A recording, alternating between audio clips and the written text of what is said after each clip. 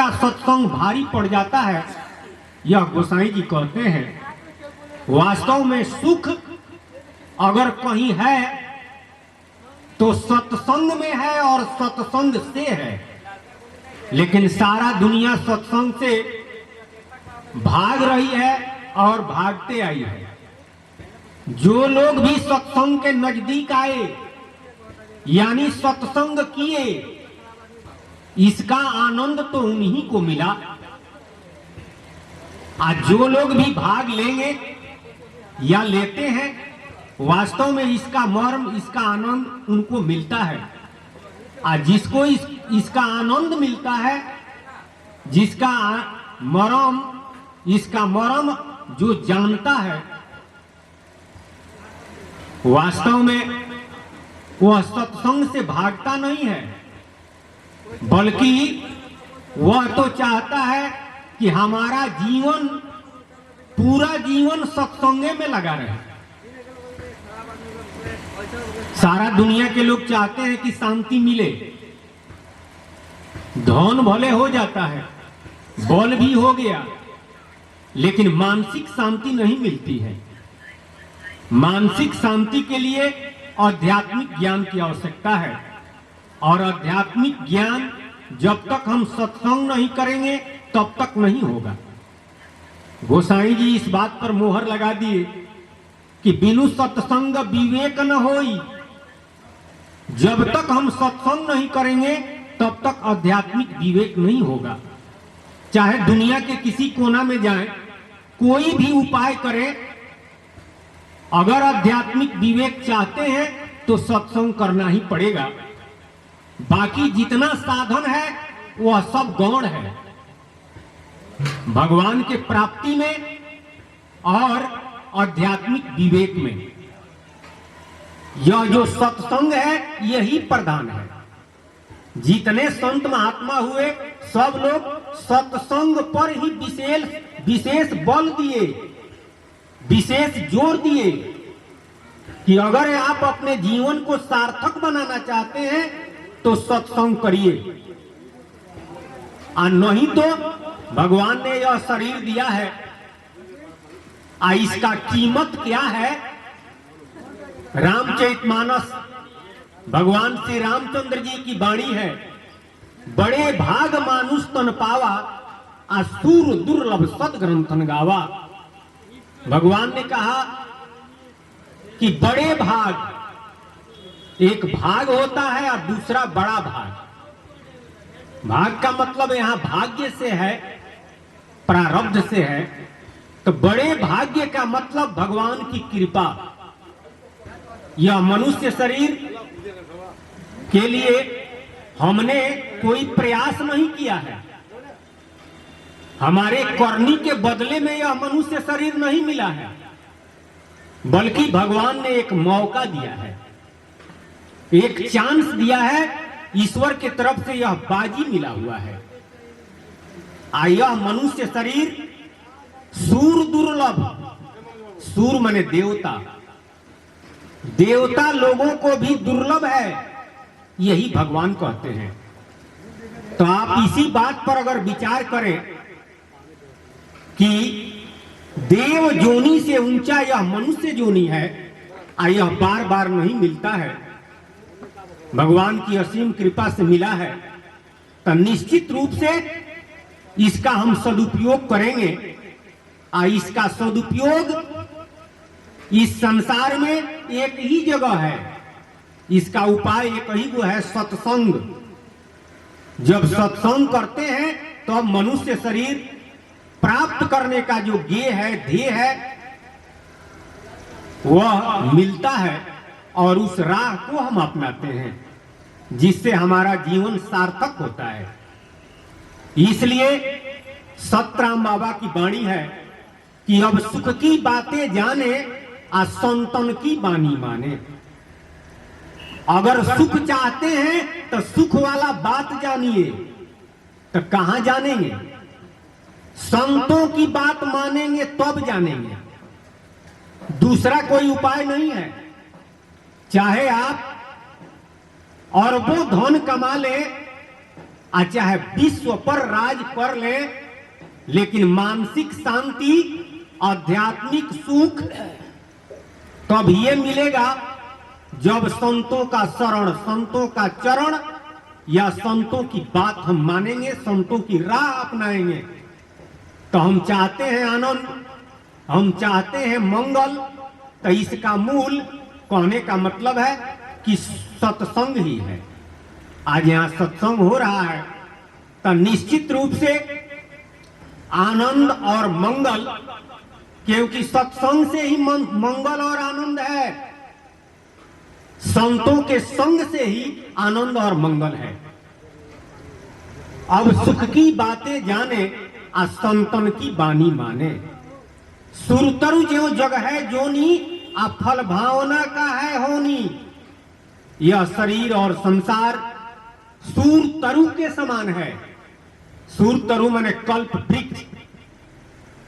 कल्प वृक्ष की विशेषता है कि उसके नीचे बैठकर जैसी हम भावना करेंगे वैसा ही फल मिलेगा।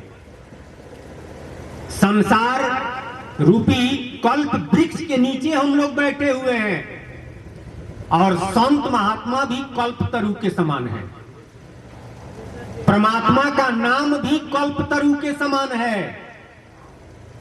यानी अगर हमारी भावना उत्तम है तो फल हमें उत्तम मिलेगा। राम नाम प्रभु का नाम है और संत महात्मा राम नाम ही बतलाते हैं, लेकिन राम नाम की महिमा, राम नाम का प्रताप, राम नाम का मर्म जब सत्संग करते हैं तब हम जानते हैं। क्योंकि जब तक महिमा नहीं जानेंगे, जिस तरह से रुपया की महिमा जानते हैं तो रुपया के लिए रातों दिन लगे हुए हैं, उसमें आलस नहीं आता है। तुलसीदास जी ने कहा कि रुपया के लिए अरे चोरियों करता है, डकैतियों करता है, उसमें आलस नहीं है, क्योंकि रुपया का महिमा जानता है। भगवान का नाम की महिमा नहीं जानता है, इसलिए भगवान के नाम के भजन और सुमिरन में आलस आ जाता है। तो संत महात्मा या जब सत्संग करते हैं तो भगवान के नाम की महिमा हम जानते हैं, नाम का प्रताप और नाम का मर्म जानते हैं। और जब महिमा जान जाते हैं तो आलस नहीं आता है, उसमें हम लग जाते हैं। वास्तव में हम सुख चाहते हैं तो प्रभु के नाम से ही है। कबीर साहब जी के पास कुछ लोग गए और कहे कि सरकार, आप हमेशा आनंदित रहते हैं, आपका चित्त हमेशा आनंदित रहता है, प्रसन्न रहते हैं, हमेशा आप खुशे रहते हैं, सुखिए रहते हैं। हम भी चाहते हैं कि हम भी आनंदित रहें, प्रसन्न चित्त रहें, लेकिन कभी कोई समस्या, कभी कोई समस्या, उसी में हमारा चित्त लगा रहता है, मन प्रसन्न नहीं रहता है। कबीर साहब जी कहे कि अगर सुख चाहते हो, आनंद चाहते हो तो भगवान के कृपा से संभव है। भगवान अगर मिल जाए, प्रभु अगर मिल जाए तो उस सुख के सागर है, आनंद के दाता है। तुम भी आनंदित हो जाओगे, तुम्हें भी सुख मिल जाएगा। तो लोगों ने कहा कि सरकार, भगवान मिलेंगे कैसे, प्रभु कैसे मिलेंगे? साहब जी ने कहा कि जो तुम चाहो प्रभु को तो छाड़ सकल की आस। अगर प्रभु को चाहते हो तो सबकी आशा छोड़ो। संसार का जो आशा किए हो, इसका मतलब घर द्वार छोड़ के जंगल में मत चले जाओ। सबका आशा छोड़ने का मतलब घर छोड़ना नहीं है, परिवार छोड़ना नहीं है। संत महात्मा परिवार में रहे। रैदास जी जूता सीने का काम करते थे, कहां? जंगल में गए थे।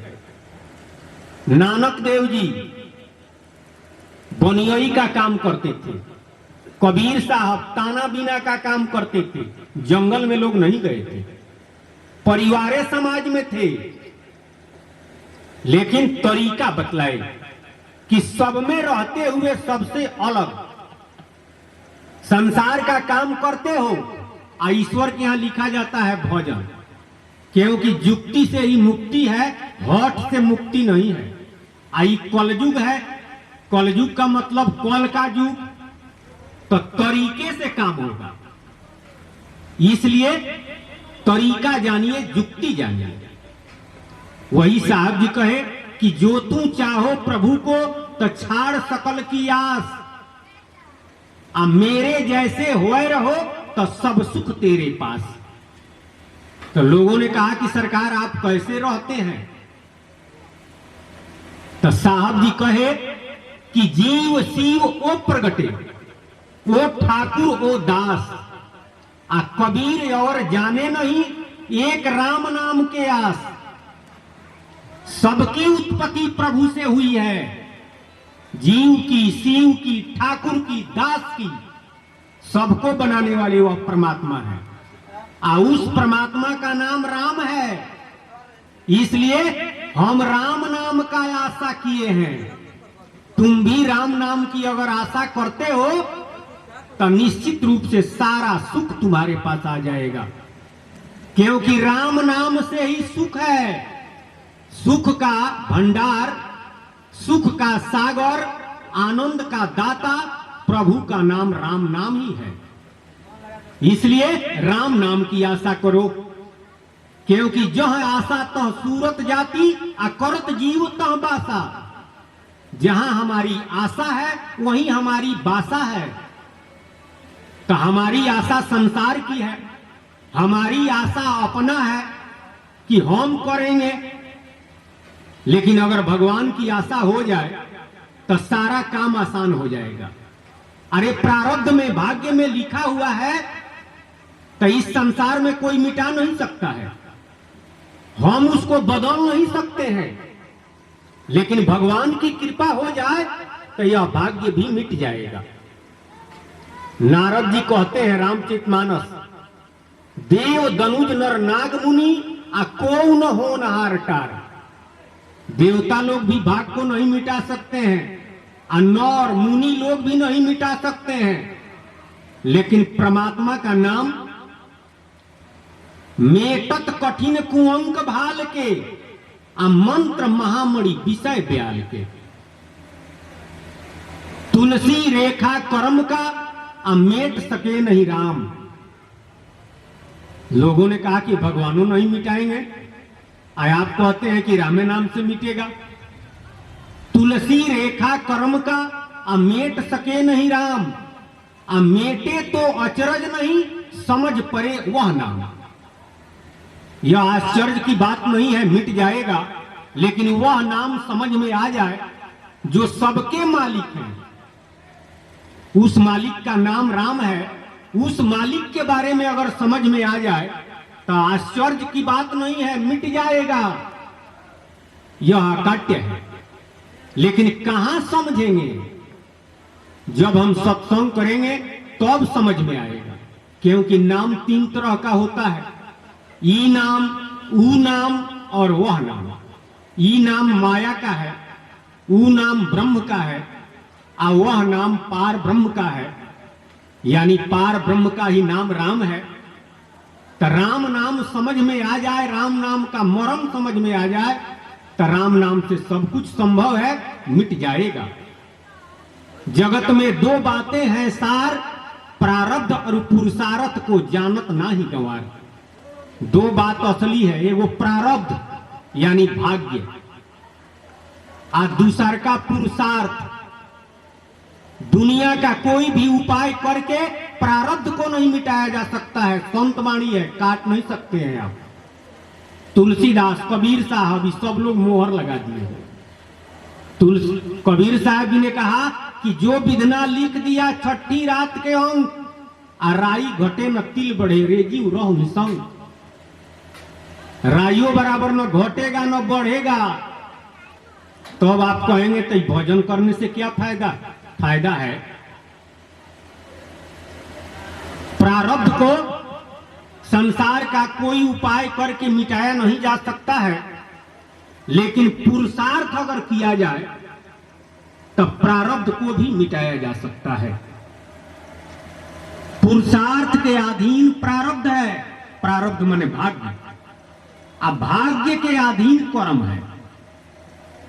कर्म करके आप भाग्य नहीं मिटा सकते हैं, लेकिन पुरुषार्थ करके भाग्य को मिटा सकते हैं। हानि लाभ जीवन और मरना, जस अपजस होनहार, अब भाग से अधिका दाम न मिलत, करतब करत हजार। डकैतियों करेगा, चोरियों करेगा, अगर भाग्य में नहीं होगा, जितना होगा उतना ही रहेगा, बाकी सब चला जाएगा। लेकिन दूसरी बात है पुरुषार्थ की, सुमिरन करूं मन मार। अगर पुरुषार्थ किया जाए तब बिन मांगे मोती मिल जावे, बूझे बूझन हार।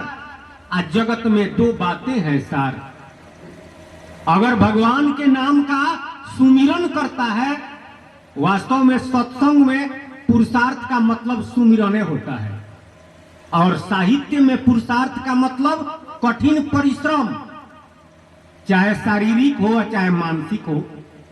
लेकिन सत्संग में पुरुषार्थ का मतलब पुरुषार्थ को करो सदानर, कर्म कर्म क्या गावे।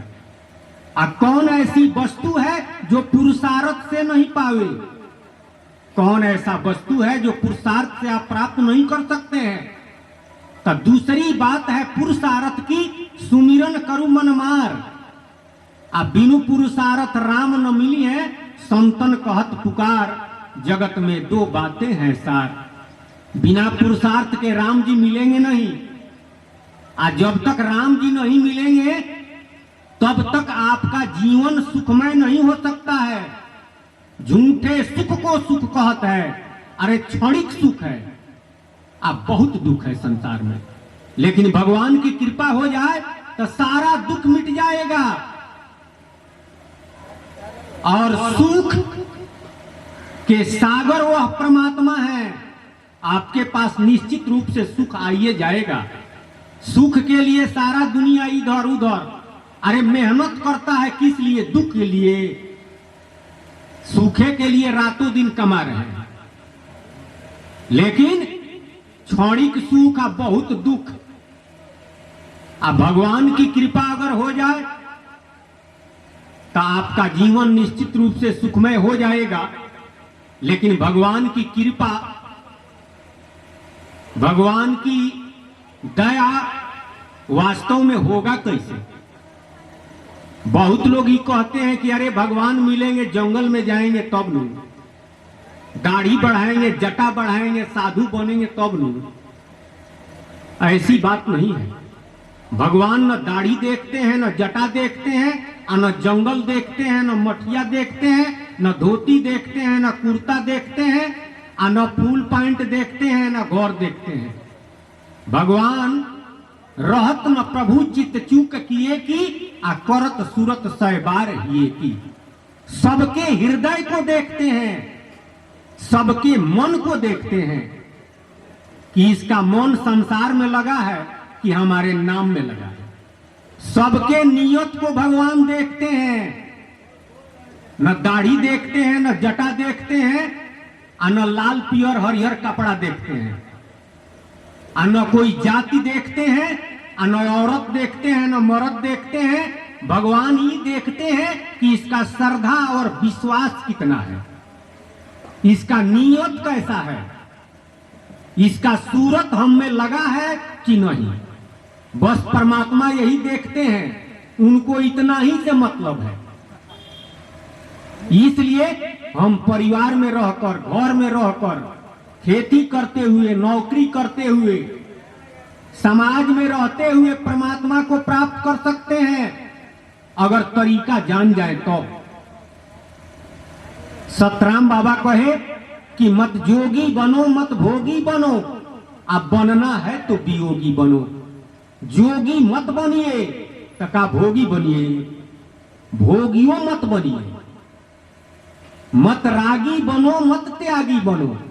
त्यागी मत बनिए तो का रागी बनिए, रागियों मत बनिए। क्या बनिए? वियोगी बनिए, विरागी बनिए। वियोग और विराग का उदाहरण पुरैन का पत्ता है।